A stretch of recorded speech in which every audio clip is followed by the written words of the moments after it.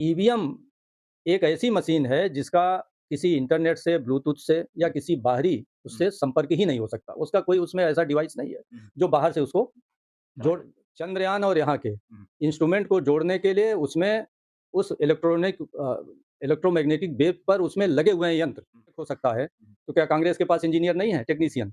सपा के पास नहीं है? जब पार्टी में 700 करोड़ है तो 100 करोड़ में कंपनी को ठेका दे दें कि उधर से बीजेपी वाले हैक कर रहे हैं, इधर से कांग्रेस वाले हैक कर रहे हैं, उधर से सपा वाले हैक करें। बसपा के पास भी पार्टी में 600 करोड़ है, ये भी 100 करोड़ का ठेका दे दें रूस की एक कंपनी को, उधर से वो हैक कर रहे हैं। पता चला कि ईवीएम बेचारी इलेक्ट्रॉनिक वोटिंग मशीन चल भी रही है और कई देशों में विरोध हुआ, बंद भी हो गई। छोटे देश थे, मतलब जनसंख्या कम थी, मैनेजेबल था। उन्होंने फिर मतपत्र को कर दिया, इस विधानसभा में जाएगी, इस लोकसभा में जाएगी। इस जो मतपत्र बनता है, पहले राष्ट्रीय दल होते हैं, फिर क्षेत्रीय दल होते हैं, राज्य स्तरीय, फिर रजिस्टर्ड पार्टियां होती हैं, फिर निर्दलीय होते हैं जो कोई पार्टी वोटी संबंधित नहीं है। और उनमें भी पहले कैटेगरी का नाम पहले अल्फाबेट क्रम में होता है, फिर दूसरे का भी अल्फा, तीसरे का। तो हर विधानसभा में बीजेपी का क्रम बदल जाएगा कि नहीं बदल जाएगा? और ईवीएम में गड़बड़ी नहीं है, गड़बड़ी है इनके चाल चरित्र और चेहरे में। तो कहा था कि आप आकर के दिखाइए। ये तो सुप्रीम कोर्ट में भी मामला गया था। सुप्रीम कोर्ट ने कहा नहीं, सब फालतू बातें हैं। टेस्ट चेकिंग के लिए जब जिलों में होती हैं तो इसी में टेस्ट चेक कर लें। विपक्षी दलों को बुलाया जाता है और उनसे कहता है आप चेक कर लो, गाँव बता दो जहाँ आपको वोट ये है कि आपका 1000 वोट है, अब आप बता दो 100 वोट मिला और 900 हैक होकर दूसरे में चला गया। कोई ऐसा उदाहरण बता दो। कोई ऐसे उदाहरण नहीं है। ये खुद जानते हैं कि गलती ईवीएम में नहीं है। 20 जातियों के लोग मान लो इकट्ठे हो गए, तो 20 जातियों का वोट मिलेगा ना आपको, और बाकी 10,000 जो देश की जातियाँ हैं, वो तो नहीं, 10,000 माइनस 20 का वोट तो दूसरे को जाएगा ना। उनकी चिंता नहीं है, आपको तो 20 की चिंता। तमाम जाटो बिरादरी के तमाम आईआईटीएन से बात हुई, नाम नहीं लेंगे फिर उनको गाली देंगे। हाँ, तमाम लोगों से बात हुई, उन्होंने कहा भई अब इनको कौन समझाए? हाँ, आपके पास वोट ही नहीं है तो पड़ेगा क्या? कौन है? गांधी नेहरू वंश की। हाँ, लालू यादव की वंशवादी, परिवारवादी, जातिवादी, समाजवादी, वंशवादी, परिवारवादी, जातिवादी, करुणानिधि नहीं रहे, स्टालिन है वंशवादी, परिवारवादी, शरद पवार की वंशवादी। ऐसी कौन-सी पार्टी है जो वंशवादी, परिवारवादी इसमें ना हो? साथियों नमस्कार, मैं हूं विवेन सिंह और आप देख रहे हैं क्लाउड न्यूज़ नेटवर्क। हमारे साथ हैं इस समय खास मेहमान तपेंद्र प्रसाद जी और कई सोशल और राजनीतिक मुद्दों पर बेबाकी से अपनी राय रखते हैं, सामाजिक न्याय की बात करते हैं और राजनीति में जो आज वर्तमान राजनीति है उस पे अपनी खुल के राय रखते हैं। लेकिन सर लोकतंत्र की बात करते हैं, लोकतंत्र सामाजिक संगठनों में और राजनीति में लोकतंत्र होना चाहिए। लेकिन अब हम सर से बात करेंगे, आज का जो हमारा विषय है कि ईवीएम को लेके, जो आज ईवीएम को लेके सामाजिक संगठन लोग विरोध कर रहे हैं। दिल्ली में ईवीएम सुप्रीम कोर्ट के वकील हैं भानु प्रताप जी, महबूब जी, लोग ईवीएम को लेके विरोध कर रहे हैं। हम सर से जानेंगे सर ईवीएम को लेके किस तरह देखते हैं और खासकर जो मुख्य विपक्षी पार्टी है कांग्रेस, वो ईवीएम के विरोध में नहीं है और जैसे सपा बसपा भी लगभग वो नहीं है ईवीएम विरोध में। और जब सर जैसे ईवीएम के विरोध सब लोग बात कर रहे हैं, ईवीएम के विरोध की बात, ईवीएम हटाओ देश बचाओ, इसको आप किस तरह देखते हैं? क्या ईवीएम वाकई में ईवीएम में हैकिंग होती है? पहले तो क्लाउड न्यूज़ के सभी दर्शकों को मेरा सादर अभिवादन। और बहुत-बहुत धन्यवाद कि आप बहुत दिन बाद मुझसे वार्ता करने आए किसी मुद्दे पर। देखिए, ये जो ईवीएम है ना, क्या कभी जैसा कि आपने कहा कि बड़े दल, ईवीएम की शुरुआत किसने की? कांग्रेस ने, ठीक? तो बीजेपी उस पर पूरा कई किताबें लोगों ने लिखी, अडवाणी जी विमोचन भी किए थे कि ईवीएम भई मशीन है, वो तो अदृश्य है, उसका फंक्शन तो अदृश्य है ना, कोई दिखाई तो नहीं दे रहा है ना। अब एक वीवीपैट लगा दिए जिससे दिखाई देता है कि ये भाजपा को वोट डाले तो भाजपा का आ गया चिन्ह, सपा को डाले सपा का आ गया, बसपा को डाले बसपा, कांग्रेस को डाले कांग्रेस को आ गया। लेकिन सब जगह वीवीपैट भी नहीं लगता, तो एक अंधा प्रोसेस है। लोकतंत्र में आपके मत का प्रमाण होना चाहिए, व्यक्तिगत प्रमाण होना चाहिए। ये तो एक सैद्धांतिक बात हुई, लीगल बात हुई। लेकिन ये बहुत बड़ा देश है। भाई 140 करोड़ में 60% मान लिया जाए तो 14 छंग 84, लगभग 84 करोड़ मतदाता हो गए। हम लोग भी चुनाव कराए हैं।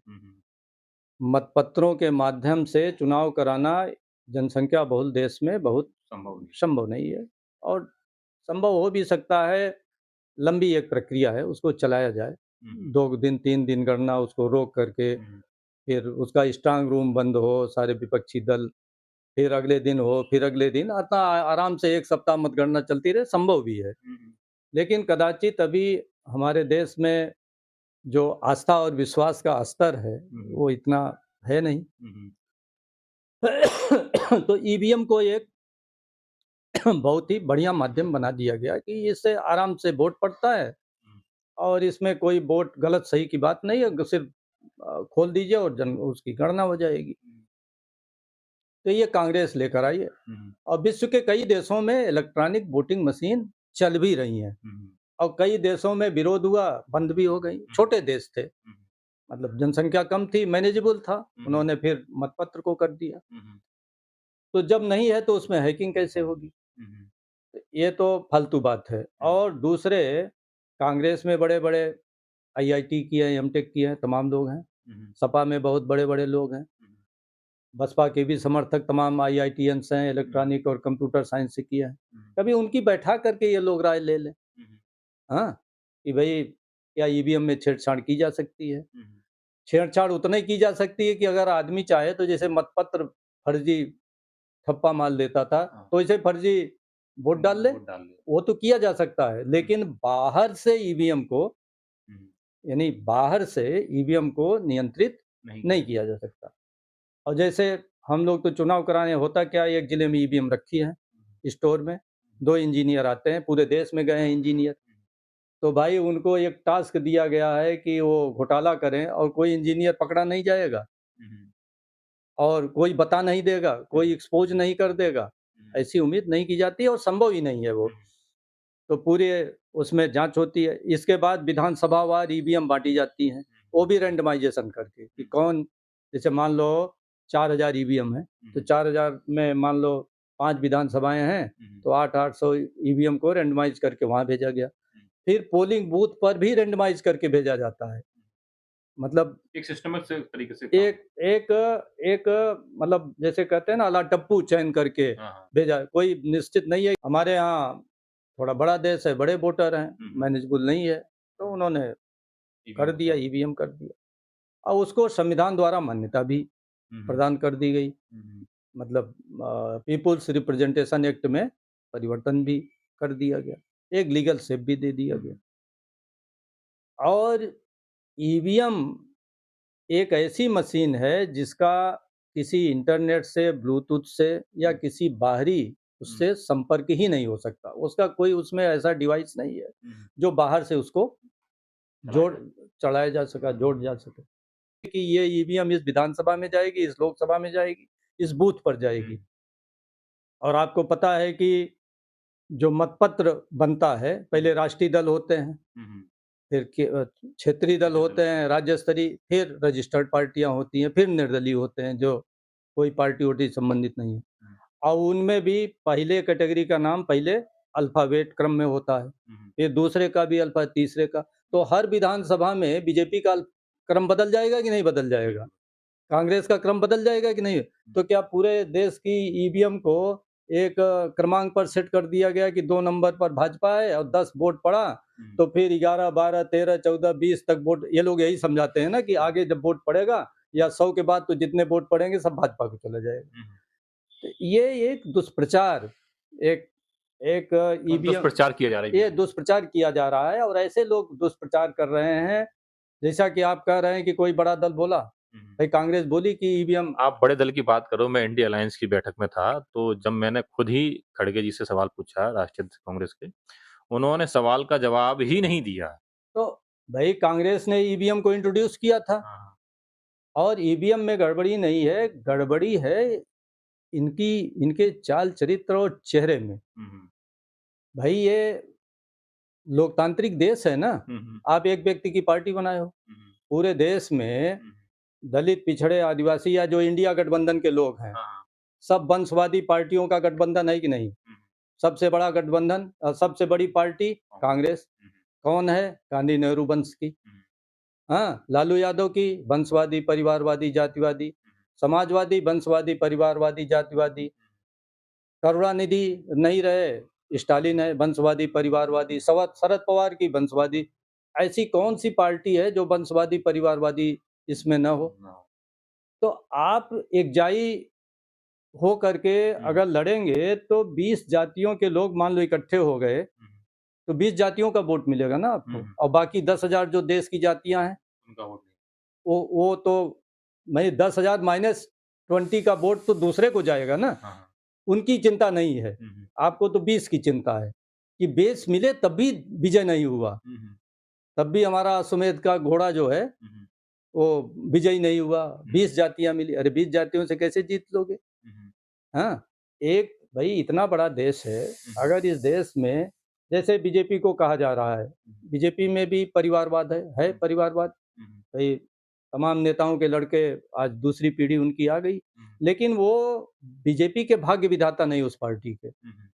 लेकिन इंडिया गठबंधन में जितने ये राजकुमार राजकुमारियां महाराजा महारानी हैं, वो सब खुद ये खुद भाग्य में पार्टी के भाग्य विधाता हैं, पार्टी के मालिक हैं, पार्टी के मुखिया हैं, पार्टी के स्वामी एक तरह से हैं, कैसे कंपनी के मालिक। ये कंपनी के मालिक हैं। तो आप लोकतांत्रिक देश में प्राइवेट लिमिटेड कंपनी बनाओगे, प्राइवेट अपनी फर्म बनाओगे, तो आपकी उतनी ही औकात होगी ना। हाँ, बाकी लोग क्यों आपके जाएंगे? तो ये ईवीएम की फर्जी बातें करते हैं।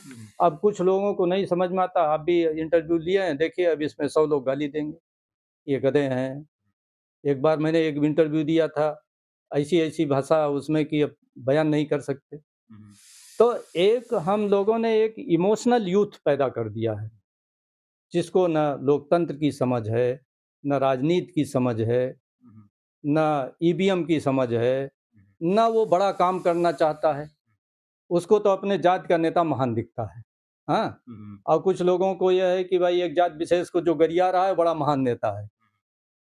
तो किसी को गाली देने से आप महान नहीं हो जाएंगे, आप देश के नेता नहीं बन जाएंगे। देश के नेता बनने के लिए एक आपको ऐसा संगठन खड़ा करना, नेता बनना अलग है और राष्ट्रीय अध्यक्ष बनना अलग है। हमारे यहाँ सब राष्ट्रीय अध्यक्ष नेता नहीं बनना चाहते। नेता तो वो होता है जो मार्गदर्शक होता है, गुरु होता है, दार्शनिक होता है, उसकी रणनीति बनाता है, वो नेता है। नेता जैसे जगदेव बाबू जी थे, नेता जगदेव बाबू थे। बाकी तो सब अपनी वो एक बिजनेस प्रतिष्ठान बनाए हुए हैं, उसको चला रहे हैं। तो ये ईवीएम का एक फर्जी बातें हैं। हमारी कई तमाम जाटो बिरादरी के तमाम आईआईटीएन से बात हुई, नाम नहीं लेंगे फिर उनको गाली देंगे। हाँ, तमाम लोगों से बात हुई, उन्होंने कहा भाई अब इनको कौन समझाए। हाँ, आपके पास वोट ही नहीं है तो पड़ेगा क्या ईवीएम में? ईवीएम तो वही बताएगी ना जो पड़ेगा उसमें वोट। अच्छा, एक चीज़ और है सर, जैसे आपने कहा उसमें ब्लूटूथ नहीं है, नेट नहीं है। लेकिन सर जो ईवीएम के खिलाफ आज जो प्रोटेस्ट कर रहे हैं, उनका ये कहना है कि जैसे कि चंद्रयान भेजा जा सकता है वहाँ पे, उसको कंट्रोल यहाँ बैठ के किया जा सकता है, तो ईवीएम को भी कंट्रोल किया जा सकता है, ईवीएम को भी मैनेज किया जा सकता देखो ये वही मूर्खतापूर्ण बातें हैं ना। चंद्रयान और यहाँ के इंस्ट्रूमेंट को जोड़ने के लिए उसमें उस इलेक्ट्रोमैग्नेटिक वेव पर उसमें लगे हुए हैं यंत्र, है। जो यहाँ से जो भेजा जाएगा तो उसको रिसीव करेंगे। दोनों में एक कनेक्शन है, यहाँ के धरती के औजार में और जो चंद्रयान के औजार में और जहाँ जहाँ जाएगा उसमें एक कनेक्शन है। जैसे हवाई जहाज चलता है, नीचे से संदेश भेजे जाते हैं, हवाई जहाज में रिसीव होता है, तो वहाँ एक यंत्र लगा है ना जो रिसीव करने वाला। यहाँ तो रिसीव करने वाला कोई यंत्र ही नहीं है। जैसे आपके मोबाइल से सिम निकाल दो, बात ही नहीं होगी। ठीक, और आप जो है उसमें मान लो ब्लूटूथ भी ना रहे और एक जो प्रोग्राम होता है इंटरनेट को जोड़ने वाला वो भी खत्म हो जाए, तो आपका मोबाइल क्या होगा? कहाँ से जोड़ लोगे उसको? नहीं जुड़ेगा। नहीं, आप ही बताइए कि अगर ईवीएम हैक हो सकता है तो क्या कांग्रेस के पास इंजीनियर नहीं है, टेक्नीशियन? सपा के पास नहीं है? जब पार्टी में 700 करोड़ है तो 100 करोड़ में कंपनी को ठेका दे दें कि उधर से बीजेपी वाले हैक कर रहे हैं, इधर से कांग्रेस वाले हैक कर रहे हैं, उधर से सपा वाले हैक करें। बसपा के पास भी पार्टी में 600 करोड़ है, ये भी 100 करोड़ का ठेका दे दें रूस की एक कंपनी को, उधर से वो हैक कर रहे हैं। पता चला कि ईवीएम बेचारी कंफ्यूज है। तो ये बड़ा हास्यास्पद चीजें हैं।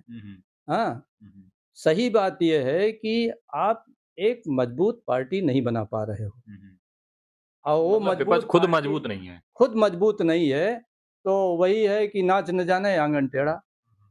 भाई आप, हमने कई बार प्रश्न किया कि आप जैसे समाजवादी वाले प्रश्न उठाते हैं, हमने कहा 10 ऐसा गांव बता दो जहां आपको वोट ये है कि आपका 1000 वोट है और आप बता दो 100 वोट मिला हो, 900 हैक होकर दूसरे में चला गया, कोई ऐसा उदाहरण बता दो। कोई ऐसे उदाहरण नहीं है। ये खुद जानते हैं कि गलती ईवीएम में नहीं है, गलती, लेकिन अब वो अपनी गलती माने कैसे?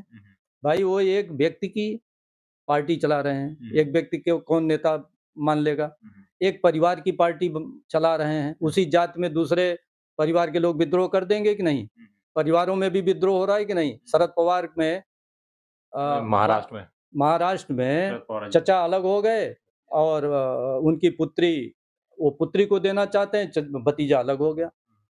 जो उनकी बनी थी, वो क्या नाम है, बाल ठाकरे की शिवसेना, भतीजा पहले अलग हुआ, फिर चेला ने अलग, 3 पार्टी बन गई शिवसेना में। आज हरियाणा का जो लोक दल था उसमें 3 पार्टी बन गई। रामविलास पासवान के घर में 2 पार्टी बन गई। हाँ, तो ऐसे हम लोग, अभी तो शुरुआत है ना, अभी तो कहते हैं कि पार्टी शुरू हुई है, तो हम लोग पार्टी पर पार्टी बनाने, आज मायावती के नेतृत्व को दलितों में तमाम लोग चुनौती दे रहे हैं कि नहीं? 52 में श्राम अलग, उनको चुनौती दे रहे हैं कि भाई ये पूरा मिशन बेच खाई। चंद्रशेखर रावण अलग चुनौती दे रहे हैं, और तमाम चुनौती देने वाले वीर उभरेंगे, क्योंकि हम लोगों ने समूह में चिंतन करने की नहीं, एक संस्कृति नहीं विकसित की, संस्कार नहीं विकसित किया। तो जब तक समूह में चिंतन नहीं करेंगे, समूह में नहीं बैठेंगे, यहाँ हम हरदम एक नेता को स्थापित कर देते हैं, और यही नेता हमको भी कहते हैं, अरे आप किसी को नेता नहीं मानना चाहते? अरे हमने कहा नेता हमारा पार्टी है, विचारधारा है। आइए 3 साल के लिए आप नेतृत्व करिए। आप क्यों आजीवन मेरा नेता बनना चाहते हैं? भाई हम कम हैं क्या? हम भी पढ़े लिखे आदमी हैं, हम भी इलाहाबाद यूनिवर्सिटी से एमए किए हैं, हम भी अपने समय के टॉपर रहे हैं, हम भी बोलना जानते हैं। हमसे मंच से बहस कर लीजिए, चाहे जो, हम क्यों नहीं राष्ट्रीय अध्यक्ष हो सकते भाई? हम क्यों नहीं चीफ मिनिस्टर हो सकते? हम क्यों नहीं प्रधानमंत्री हो सकते? या आप क्यों नहीं हो सकते? या हमारे जैसे तमाम प्रतिभाशाली लोग हैं, तमाम नौजवान हैं प्रतिभाशाली, आज अगर उनको संभावना हो तो तमाम यूनिवर्सिटी के प्रोफेसर, तमाम आईआईटी के प्रोफेसर, तमाम आईआईएम के प्रोफेसर, तमाम विदेशों से आकर के पार्टी चलाएं ना, अगर उनको उम्मीद हो कि मैं भी कुछ बनूंगा। देश स्तर की पार्टी बन रही है आज इस देश में, दलित पिछड़ों में, कहीं कश्यप चीफ मिनिस्टर हो, कहीं यादव चीफ मिनिस्टर हो, कहीं कुशवाहा हो, कहीं और कोई जाति हो, कहीं आदिवासी हो, कहीं फिर बदल जाए 5 साल बाद, तो आप देश के भाग्य विधाता होते, आप जो चाहे कर लेते। तो ईवीएम को एक मतलब जिसको कहते हैं ना कि वो व्यर्थ का नॉन इशू को मैंने बिना मुद्दे को मुद्दा बनाना है, और लोगों को खामखा पागल, जैसे कुछ मुद्दा चाहिए ना बोलने का, अरे साहब ईवीएम न होता तो हम तो देश के प्रधानमंत्री हो गए, तुम्हारी औकात प्रधान होने की नहीं है।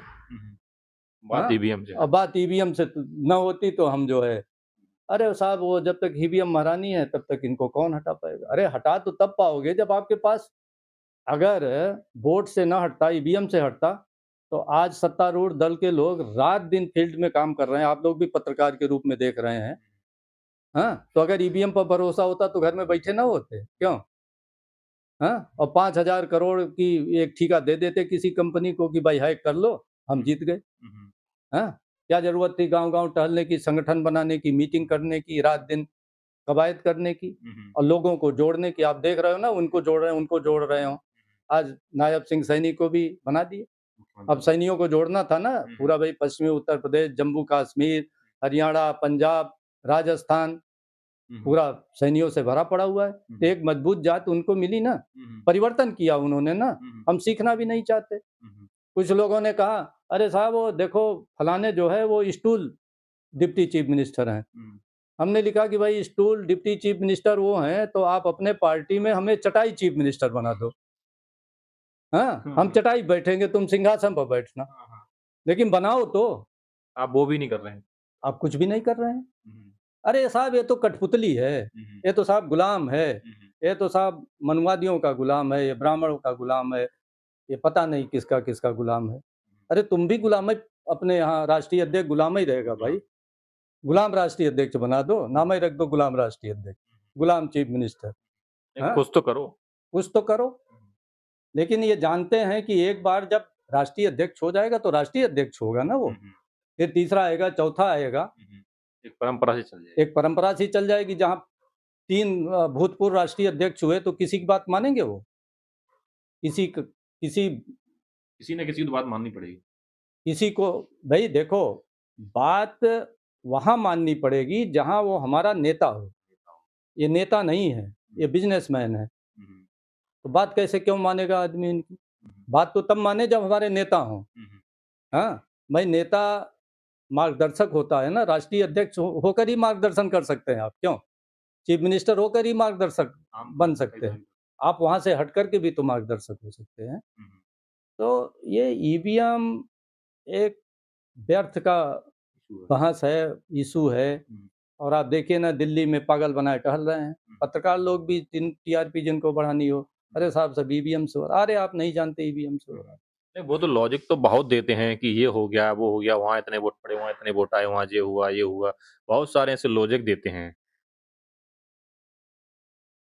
अरे ऐसा है ना, इस लॉजिक को कभी ये प्रूव भी कर पाए? हुँ, हुँ। नहीं, उन्होंने वहाँ ये हैक कर दिखाए ईवीएम, ईवीएम उन्होंने हैक नहीं, नहीं, ईवीएम को चुनाव आयोग ने कहा मेरी ईवीएम को हैक करके हाँ, दिखाइए। लेकिन वो कह रहे हैं चुनाव आयोग हमें 50 अपनी मशीन दे, चुनाव आयोग नहीं दे रहा। ये तो सब फालतू बातें हैं। हाँ, हाँ। ये सब फालतू बातें हैं। ये पता नहीं चुनाव आयोग से क्या माँगे, क्या नहीं माँगे, वो तो वही जाने। हुँ, हुँ। हाँ, नहीं है तो ये सुप्रीम कोर्ट ने भी तो कहा था कि आप आकर के दिखाइए। ये तो सुप्रीम कोर्ट में भी मामला गया था। हुँ, हुँ। सुप्रीम कोर्ट ने कहा नहीं, सब फालतू बातें हैं। हुँ, हुँ। उसने भी रिजेक्ट कर दिया। हुँ, हुँ। हाँ, हुँ, तो हुँ। आज तक ये दिखा नहीं पाए कि 50 ठो दे दीजिए। अरे 50 ठो यहाँ तो रखी हुई है ना, टेस्ट चेकिंग के लिए जब जिलों में होती हैं, तो इसी में टेस्ट चेक कर लें। हुँ, हुँ।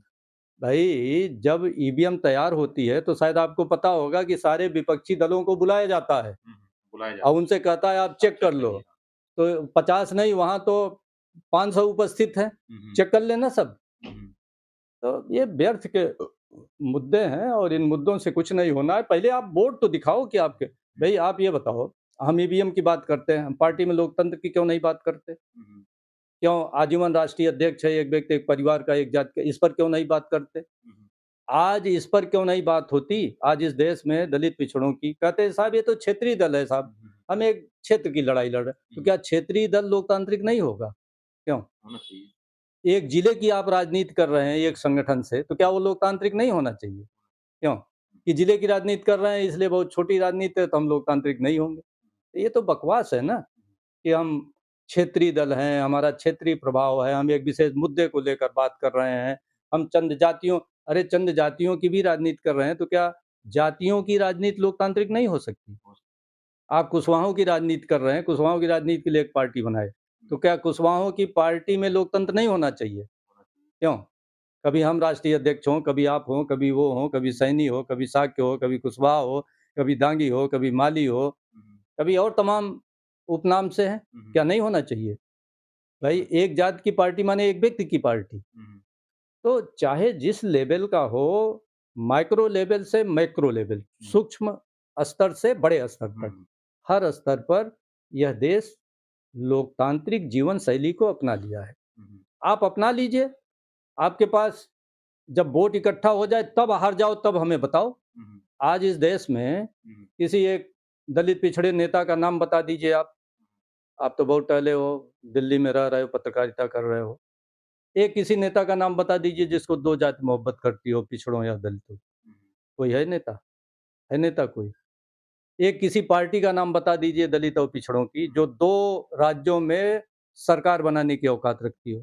फिलहाल तो अभी एक में भी नहीं है। अब तो एक में भी नहीं है। ठीक, एक किसी पार्टी का नाम बता दीजिए जिसमें एक भूतपूर्व राष्ट्रीय अध्यक्ष हो, 1 आध 2 अपवाद हो सकती हैं, हुँ, हुँ। मुझे नहीं पता। जैसे कि आपने कहा कि नीतीश कुमार जी ने मौका दिया और नीतीश कुमार जी ने अपने समय पे जीतन राम मांझी को बनाया और उनकी पार्टी में राष्ट्रीय अध्यक्ष भी लगभग चेंज होते रहे। लेकिन वो भी नहीं चल पाए। ऐसा है, देखिए, अब नीतीश कुमार पार्टी को सिर्फ़ बिहार तक सीमित रखे, हुँ, हुँ। समझ गए? हुँ, हुँ। और बिहार के बाहर तमाम प्रतिभाशाली लोग थे, उनको नहीं पनपने दिया। हुँ, हुँ। और नीतीश कुमार भी अपने एकदम जैसे मालिकाना ही रहा। हुँ, हुँ। वो चाहते थे जीतन राम मांझी को बना तो दिया है, लेकिन वैसे काम करेंगे जैसे हमारे मतलब अधीन काम कर रहे हैं। हुँ, हुँ। और जब ये जो मैंने कहा ना चीफ मिनिस्टर बन गया तो चीफ मिनिस्टर की अपनी ज़िम्मेदारी है ना, हुँ। उसकी अपनी गरिमा है।